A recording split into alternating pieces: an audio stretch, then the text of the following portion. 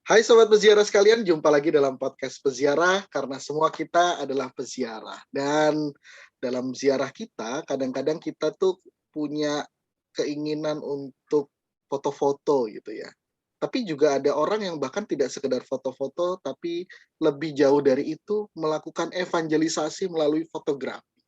Gimana ceritanya dan tipsnya apa? Kita akan ngobrol-ngobrol dengan seorang imam dehonian yang lain. Kemarin sudah dengan Romo Joni, sekarang dengan Romo yang lain. Tapi sebelumnya mari kita buat tanda kemenangan kita dalam nama Bapa dan Putra dan Roh Kudus. Amin. Oke, Sobat Peziarah sekalian, kita ketemu dengan Romo Yohanes Sigit Winarno, SY, seorang imam dehonian yang berkarya di Keuskupan Agung Palembang, khususnya di Paroki Santa Maria Ratu Rosario, seberang Ulu, dan juga sekaligus di karya Kepausan Indonesia di Keuskupan Agung Palembang. Halo Romo Sigit, apa kabar Romo? Sehat selalu?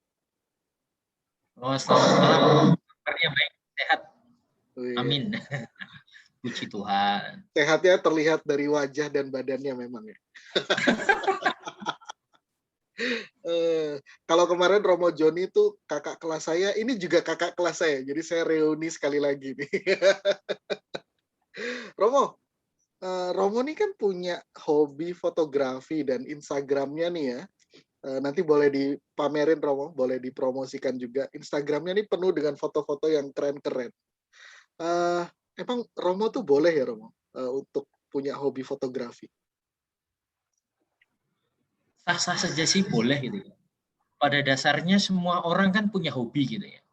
Ada yang orang punya hobi bersepeda, ada yang hobinya makan, ada yang hobinya bernyanyi seperti itu. Ada yang hobi sekedar hobi, maksudnya seperti makan, tidur itu kan sekedar hobi. Tapi ada hobi yang juga melibatkan bakat sebenarnya. Menyanyi itu melibatkan bakat, musik melibatkan bakat, olahraga melibatkan bakat, itu juga hobi. Maka sebenarnya seperti fotografi juga setiap orang bisa saja menggeluti hobi tertentu gitu kan. Termasuk saya punya hobi misalnya main gitar, musik gitu kan. Termasuk juga soal foto itu kan, soal fotografi gitu. Dan secara manusiawi pasti setiap orang punya mengarah lah, punya kegemaran ya kan. Hobi itu kan kegemaran kan, kesenangan gitu kan. Nah, kesenangan tertentu sejauh itu bukan yang utama. Jadi kalau misalnya hobi itu sudah menjadi pekerjaan, itu sebenarnya bukan hobi, tetapi profesional. Misalnya hobi menyanyi, tapi kemudian dijadikan sebagai sebuah pekerjaan, bukan hobi lagi sebenarnya. Itulah pekerjaan profesional. Jadi hobi itu sekedar kesenangan, kegemaran yang sebenarnya di sisi lain dia punya tugas utama atau pekerjaan utama. Seperti itu. Oke, sudah lama Romo kalau hobinya ini fotografi Romo? Sebenarnya mulainya itu ketika masih frater ya di Skolastikat. Jadi di Skolastikat itu ada beberapa kamera analog atau kamera film milik para romo misionaris dari luar itu, yang kemudian itu jadi inventaris para frater. Gitu kan. Nah, kemudian beberapa frater ingin mencoba memakai itu, termasuk saya. Maka kemudian ya mau nggak mau mencoba gitu kan. Masih harus beli film, kemudian harus belajar seperti. Mulai dari situlah kemudian menjadi senang dengan fotografi seperti itu. Awalnya dari situ sih sebenarnya. Berarti sudah lumayan lama ya Romo ya? Lumayan. Lumayan. Dari situ kemudian menjadi tertarik ya, oh fotografi seperti apa sih? Maka kemudian ya cari-cari info, belajar terus-menerus. Maka ke Gramedia, baca buku, dan lain sebagainya. Sampai ke sana, supaya memang hasilnya ya bisa dikatakan cukup lah, bisa dinikmati ya. Kalau enggak ya nanti hasilnya kan tetap jelek begitu hasil fotonya. Nah, tapi hobi fotografi ini kan lumayan dikenal mahal nih Romo. Gimana nih dengan Romo sebagai Romo yang memiliki kaul kemiskinan Romo? Baik, yang pertama seperti ini. Kaul kemiskinan itu tidak selalu diidentikan dengan tidak punya apa-apa. Jadi kan seringkali kita punya konsep orang yang kaul kemiskinan berarti ia semestinya tidak punya apa-apa gitu. Nah, sebenarnya bukan hanya sekedar itu kaul kemiskinan, tapi lebih kepada sikap dan pola hidup sebenarnya, lebih kepada sikap itu. Nah, sarana-sarana itu tetap dibutuhkan sejauh memang itu membantu dalam penghayatan sebagai perkembangan sebagai seorang pribadi manusia maupun juga sebagai seorang rohaniwan. Misalnya ketika dalam pelayanan membutuhkan mobil, pasti ya mau nggak mau harus punya sarana kendaraan mobil. Nggak mungkin kan misalnya mau ke stasi pelayanan misa naik sepeda gitu kan. Nah, maka sejauh itu tidak menghambat perkembangan pribadinya untuk pelayanan dan untuk persembahan hidupnya, menurut saya sah-sah saja sejauh itu menjadi wajar. Nah, fotografi itu menjadi eksklusif sebenarnya, karena kan sejak awal tidak semua orang itu bisa mengakses. Dulu orang yang punya kamera itu kan hanya tukang-tukang foto sebenarnya, yang kamera analog film itu. Jadi orang biasa itu tidak bisa memiliki kamera film itu, maka kelihatan sedikit eksklusif. Kalau kita belajar dari pengalaman, kapan sih saat-saat kita berfoto? Pasti saat mau bikin raport, saat mau bikin ijazah Wisuda sekolah rumahnya. gitu kan. Kalau acara perkawinan, hanya sejauh itu kita tuh berfoto. Selebihnya tidak pernah orang itu berfoto karena memang yang pemilik kamera itu orang-orang tertentu sehingga kelihatan eksklusif. Tapi setelah perkembangan teknologi dan medsos, sekarang kamera muncul kamera digital, bukan lagi kamera analog dengan film. Jadi kan kalau dulu orang jepret gambarnya tidak jadi ya sudah gitu kan. Kalau sekarang jepret gambarnya jelek dihapus karena nggak ada ininya kan, nggak ada filmnya kan. Sehingga perkembangan kamera digital itu mempengaruhi semakin banyak orang bisa memiliki kamera. Bahkan sekarang HP pun, handphone pun ada kameranya. Maka sebenarnya orang bisa mengakses fotografi, semua orang bisa. Bukan hanya bisa mengakses. Sekarang fotografi itu menjadi seperti gaya hidup. Gitu kan, lifestyle kan. Semua orang bisa melakukan namanya foto, berfoto, habis makan foto, selfie, kemana pamer, masukkan ke medsos. Dan itu sekarang menjadi gaya hidup seperti itu. Maka sebenarnya bukan lagi sebagai sesuatu yang mahal atau yang tidak tersentuh, karena setiap orang sekarang bisa mengakses fotografi itu, masuk ke ranah fotografi, dan sekarang menjadi semakin terbuka. Termasuk para imam rohaniwan-rohaniwati sekarang menggunakan medsos, menggunakan foto untuk ya baik secara pribadi tapi juga untuk hal-hal entah promosi, entah apa. Bapak Suci aja punya Twitter kan, punya ini itu kan, wah itu kan itu menggunakan medsos gitu kan. Medsos dan perkembangan teknologi saling terkait, maksudnya saling terkait. Seperti itu Oke. sih kalau menurut saya.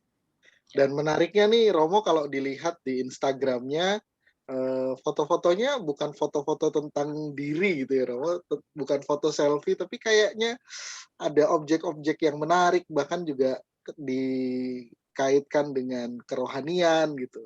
Ini gimana nih Romo tipsnya berevangelisasi melalui fotografi itu? Pertama dulu saya itu passionnya itu ke street sebenarnya. Ketika saya di Jogja, ketika kuliah S2 itu kan memberikan tesisnya ke Romo pembimbing gitu ya. Mengembalikannya lama sekali Romonya. Gitu kan. Terus saya bingung lah mau ngapain ini. Oh nggak dikembalikan. Apa yang saya lakukan? Saya naik sepeda. Keliling Jogja sambil bawa kamera. Jadi di awal-awal ketika saya kuliah S2 itu di teologi, foto street fotografi itu saya punya. Karena sebenarnya untuk itu. Kemudian passion saya berikutnya nambah ke makro, foto makro. Terus berubah lagi passionnya itu ke landscape. Kalau landscape kan berarti pemandangan yang indah, yang bagus. Resikonya apa? Saya harus banyak traveling. Nah, itu kan. Kalau kita punya Itu bonus Romo, landscape, bukan risiko. itu bonus. Maka mau nggak mau saya harus banyak traveling kan. Akhirnya ya sudah mulai traveling kan ke air terjun sana, ke gunung sana, sampai punya hobi juga mendaki. Karena sebenarnya berkaitan juga dengan foto landscape. Nah, semakin ke sini berubah ya, traveling sudah jarang. street fotografi di Palembang itu kalau kita jalan-jalan bawa kamera orang merasa aneh itu. Ini siapa wartawan apa mau foto-foto gitu. Di Jogja kan enggak kan? Seperti itu kan. Kalau makro masih ikut komunitas makro juga. Maka kemudian saya berpikir apa sih yang sebenarnya bisa saya lakukan di rumah tetapi tetap bisa menghasilkan foto yang bagus. Maka masuklah ke foto konsep.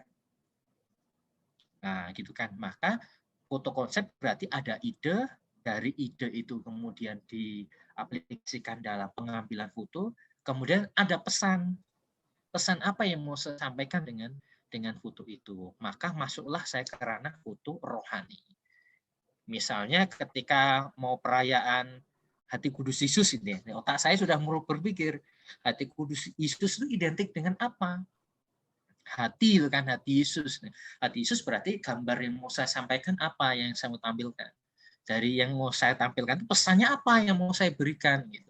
Nah, itu mulai berpikir itu masuk ke konsep kemudian. Dan disitulah kemudian ada pesan-pesan yang bisa dimasukkan entah lewat caption, entah langsung lewat gambar itu sendiri. Begitu. Jadi harus punya konsep dulu ya Romo ya. Yes, betul. Masuk ke ide sebenarnya.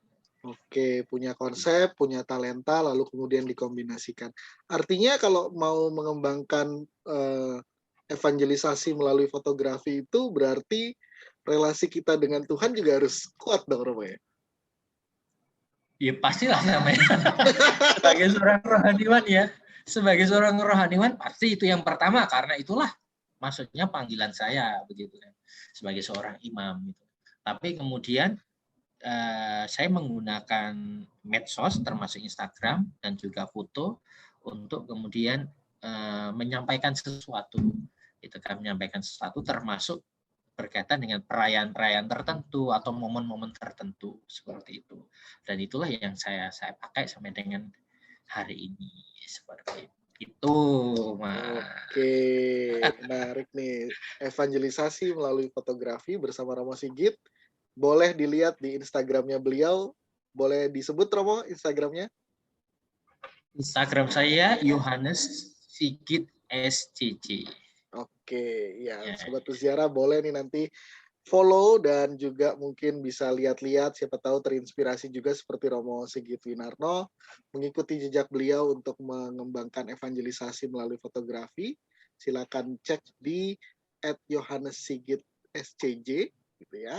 Siapa tahu nih bisa semakin banyak dari teman-teman yang juga ketularan untuk berevangelisasi melalui fotografi gitu ya. Romo Sigit, terima kasih banyak buat inspirasinya. Semoga nanti Sobat Peziarah juga bisa terinspirasi dari apa yang Romo sharingkan. Sobat Peziarah sekalian, kalau pengen ngobrolin lebih jauh tentang evangelisasi melalui fotografi, mungkin nanti boleh nih dikomentarin di kolom komentar atau juga di Instagramnya Peziarah Katolik. Siapa tahu kita bisa bikin event lain atau bahkan mungkin obrolan lain nih bersama dengan Romo Sigit atau Romo-Romo yang lain ya.